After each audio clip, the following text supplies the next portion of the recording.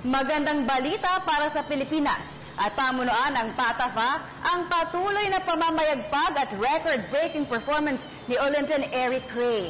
Posible kayang kay Cray na magmula ang first Olympic gold ng bansa sa Summer Olympics? Narito ang report ni Joyce Salamatin. Patuloy ang record-breaking performance ng Olympian hurdler Eric Cray 2 buwan bago ang Rio Olympics. Noong nakaraang linggo ay panibagong Philippine record ang naitala ni Cray sa IAAF Madrid World Challenge Cup sa kanyang tinakbong 48.98 seconds mula sa men's 400-meter hurdles. Dahilan upang makamit niya ang silver medal ng torneo. Higit itong mas mabilis kaysa 49.07 seconds na kanya namang nakamit sa Kawasaki, Japan noong Mayo. Dahil sa impresibong showing, tiwala si Cray at ang kanyang American-Jamaican coach Davian Clark na hindi imposibleng makamit nila ang kanilang target na 48.10 seconds na siguradong magbibigay ng gintong medalya umano sa Pilipinas pagdating sa Rio.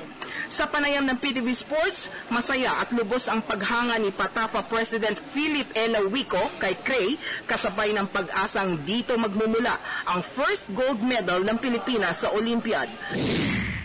These are all hopes, these are all wishes, no? These are all dreams for us. We're just hoping, we're just praying.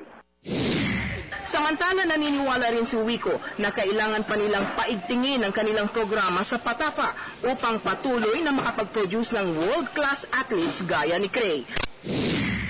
But we're all preparing for all of these competitions. We want to send our athletes to as many competitions as possible. Even as we try to go out into the provinces. One of our people, one of our officials is now in Batanes, no? Conducting the kids athletics there. We just have to be more. We just have to be more aggressive, especially in searching the countryside and the talent. This will require more resources, more people, and more time.